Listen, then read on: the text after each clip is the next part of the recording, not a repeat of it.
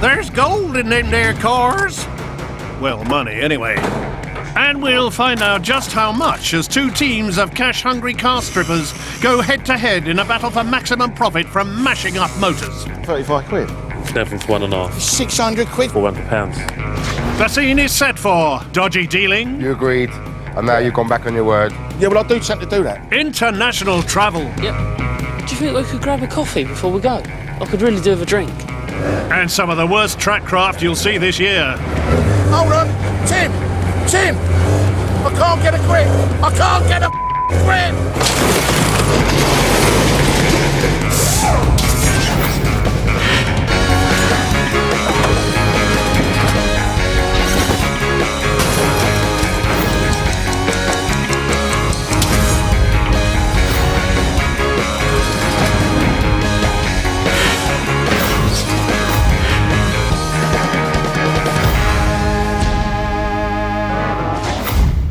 It's the summer of automotive love. The teams will be stripping cars from the swinging 60s. This was a vintage decade for car lovers who appreciated beauty as stylish motors turned our roads into a catwalk. Key to winning this challenge will be tracking down a real stunner. But it won't be easy riding for the boys, as they'll have just 3 days to tear apart their cars at this licensed breakers' yards before selling off the parts to eager punters. The team with the biggest profit will take the honours. Taking on this groovy challenge are two teams of scrappers for whom losing is not an option. In the blue corner, we have George and Sheldon. Gorgeous George Percy is the man in charge of stripping down the motors. Even the filthiest wreck can hide a little gem. You just got to know where to look. Keeping an eye on the cash is thoroughbred of the sales world, Sheldon Nichols. They say 50% graft, 50% luck. Always 100% charm. You don't smile, you don't sell. Over in the red corner are Ben and Frankie. Mechanic Ben Szymanski is the nuts and bolts man of the operation. Behind every half-decent salesman, there is a mechanic in the background who actually knows what he's doing. Leaving honest Frankie Otway as the don of diamond dealing. Why they're stripping motors? I'm stripping wallets! First up for the boys is to decide which star of the 60s to buy. And Frankie's keeping an even tighter rein on his wallet than he does the sweetie jar. But Ben, you ain't got any idea what kind of dough you're going to spend out there for motors from the 60s. We don't have to buy an E-Type or anything like that. We could buy something more of an everyman car, you know. Like the Hillman Hunter, the Avenger. Frog Eye Sprite. Call me silly, Ben, but what about a Ford? A Ford Anglia. I'm going to put my foot down, do a bit of phoning round, call in a few favours. There may be little exciting to say about his 997cc engine, but the Ford Anglia 105E was all about image, bringing a splash of all-American style to British roads with its jutting rear fins and sweeping noseline. The standard version may have been a bit on the sparse side, but the deluxe and super deluxe versions were awash with more silver trimmings than a Christmas tree. This reliable stalwart of 60s motoring remains a fondly remembered relic of a bygone motoring age. And with over 2,500 of them still left in Britain, there should be more than a few punters out there looking for parts. Over in his shabby chic Portakabin, Frankie has some leads, but the sums aren't quite adding up. Oh, you want that kind of money? I won't be paying that, bruv. I won't be paying it. It's not in brilliant shape. Well, I'm not worried about it if it ain't in brilliant shape. I'm not worried about it. You know, has it got any spares on it? You know, something we can make a few quid out of? It does. Yeah? Lovely. And so it's over to a horse stables in East Sussex for Ben and Frankie to secure their rusty steed. Yeah, it must be around here. Here at the family farm, mechanic Tom Winchester runs his classic car workshop. I live here with my family at a livery yard. I'm a mechanic and just mainly do classic cars. And the Anglia is my sister's car originally. We were going to do it up, but sort of due to time and lack of money, it's sort of sat there and been a bit neglected, really. I'd like about 800 for it, really.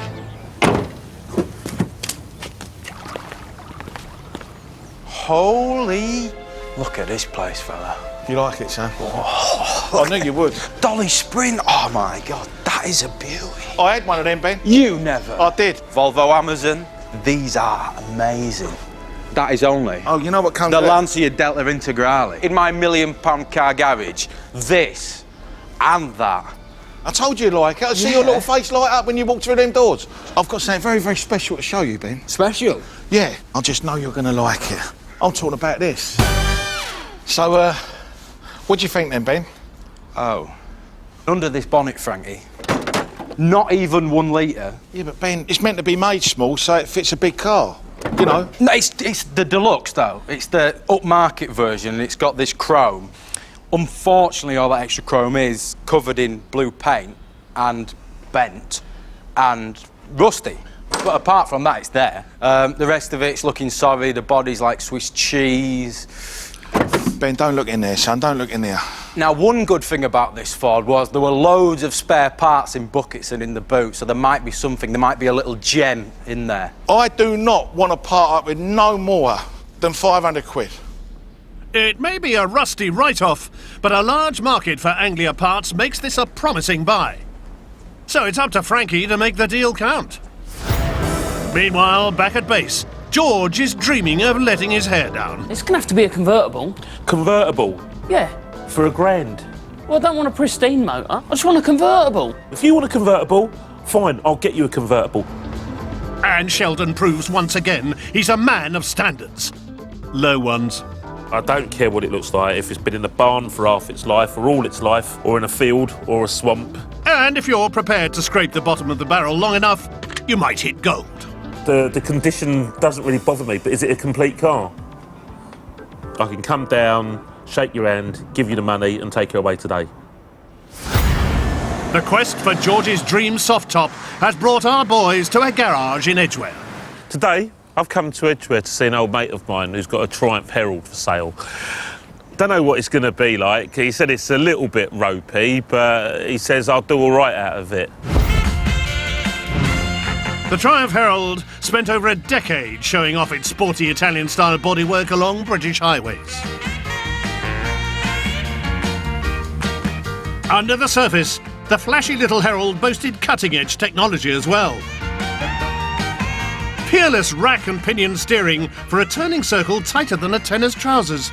An all-round independent suspension, unique for a mass-produced British sports car of its time. Today, this remains a favourite for classic car fans eager for a runner that's nippy and practical. And with convertibles going for an average 50% more than this saloon, a soft top could be a safe bet for the boys. Looking to do a deal with Sheldon is trusty old chum Nick Cohen. Sheldon is a great guy to do business with, but you know you're never going to get what you want out of the deal. You've always got to bend a little bit with Sheldon. So the Triumph Herald, it's a 1360, it's a 1969, and I think, to be honest with you, it's probably worth about £1,000. But Sheldon's the perfect guy for this car. The secret of impressing a mechanic is to lower their expectations first. Just ask Sheldon. You were the one banging on about a convertible. You're the one who wanted a soft top. I ain't prepared to go and look at any other ones. This is the one. Sheldon? What the... George, let's have a look at the nice little car and take it from there. It ain't as bad as it looks. Back in a... Are you sure? These little chrome trims here. Badges, little hinges. It's all pound notes, it's all money. Brand I can see right through that side. Yeah, it's because it hasn't got a rear quarter on it, George. And it was your idea. I don't want to keep banging on about your idea, but... And sometimes... My idea is the idea of a complete car. When I first saw that Herald, I thought, what have you done? Well, let's have a look at the engine anyway. There might be some money in there. Well, she looks pretty good. It's got all the alternator and that lot. Yeah, carbs on her. We'll have to get this running at the workshop, Shell. Do you know what? I don't think she's as bad as you're making out. And I've been told there is a little bit of a silver lining in the boot. Oh, yeah? Yeah. Lovely. Got some wheel trims. We've got some original overriders. They're lovely. They ain't in bad nick. It's all good. Oh, there's definitely money to be made off this car, without a doubt. I've got the engine and gearbox. I reckon I've got 200 quid there. Those are the sort of things that I know will fly out. As we got to look round it, you could see that there was quite a few bits still there, so there's still a lot of money in it. Back in East Sussex, Ben and Frankie are stuck with a rather sorry-looking Ford Anglia. It's Frankie's moment to shine. All right, Frankie. Hello, Tom. Tom, I've had a look at the old Ford aggravation, and I like what I see. I'm thinking like a carpet, like 300 quid. Oh, I don't think so, mate. Why do you say that, Tom? I'm thinking more 800, really. You're thinking more 800. Yeah. I am not prepared to walk out of here and lose good money. You'll have to make me a better offer then. I'm thinking more like sort of 4.5, maybe 4.5, maybe 5. 5 gets old here, doesn't it? I see that. Not quite. No, I see your eyes dilate. No. Dilate. That's a shock. You'll go to 600. 600 quid. Right. 600 nicker All right. for that. 600 quid. And you've had it Deal. off. All right, son? God bless, Tom. Thanks, Frankie. So that's one Ford Anglia 105E Deluxe, with more holes than a piece of Swiss cheese on a bed of nails, bought for 600 quid.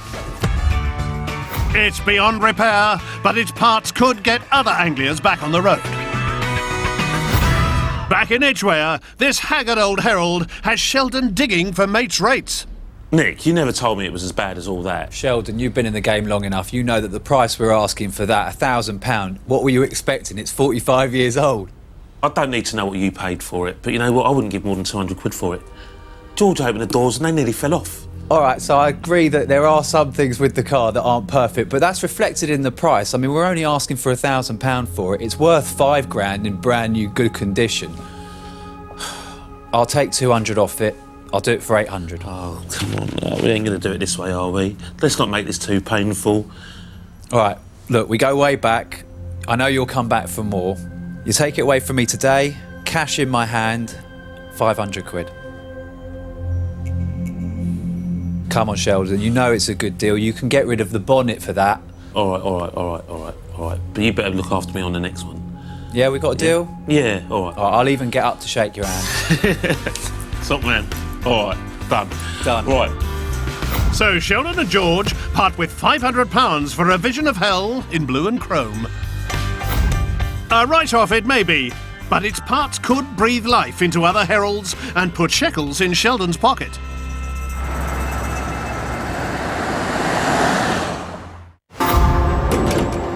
Having bought their 60s swingers, the teams now have just 3 days to strip them down and flog the parts for heaps of cash. Unsold leftovers will be food for the crusher before being weighed in for scrap. The team yielding top profit will be crowned winners. Before the carnage begins, it's time for the teams to size each other up. But there's something strange in the air. As Sheldon appears to be full of admiration for Frankie's 60s motor. Must be an age thing. All right, chaps. Well, boys. I've got to hand it to you. I'm impressed. This is classic. And you've got loads of spares as well. Sheldon, what are you doing? Sheldon, this is our car. He loves it, that boy. I like I it. knew he'd like it. There's something wrong with him. Does Harry Potter know you got this? No, don't, George. Stay right out of it, because it's no one's business but ours. Ben, What was it, a barn find? It was a barn find, yeah. tell you what, the fella's got a load of spares in there. Look in Has there, he look. really? Yeah, look in there, look. Wow, you got loads of bits and pieces in there. Another set of bumpers, 3 grills, even spare glass. It's lovely. It's all right, George. They don't know what they're doing with it. It's all right, it's all right. I'll tell you what, why don't you come and have a look at this, Frankie? And even Frankie seems to be feeling the love. I normally slag your motors off. I don't mean to. I mean, it's just how I am, but this is like a dream come true, because my brother Georgie had one of these. The door's falling off. George, you're going to have the door off there, love. Well, Frankie, we could sell you some lovely bits. Mind your fingers. Yeah. Look at that. You don't see chrome like that today. No. Do you know what I mean? You don't. You've had a right job lot, haven't you? Yeah. Ben, don't worry about it. It's George that's going to be this man of this motor. He's way too young. I wanted a convertible, but this is a quarter of a convertible. It's not even that. It's I half a can't- car. I can't see the metal for the rust. Come on, Ben. Were you Don't- two about to get a room? No, Ben. What is wrong with you? 600 notes have landed Frankie and Ben this Ford Anglia 105E Deluxe. Yes, Deluxe! Holier than the Pope, the bodywork leaves a lot to be desired, and the engine's not much cop either. But a legion of sentimental fans means there should be a few pockets to pilfer. This convertible Triumph Herald has set George and Sheldon back 500 quid.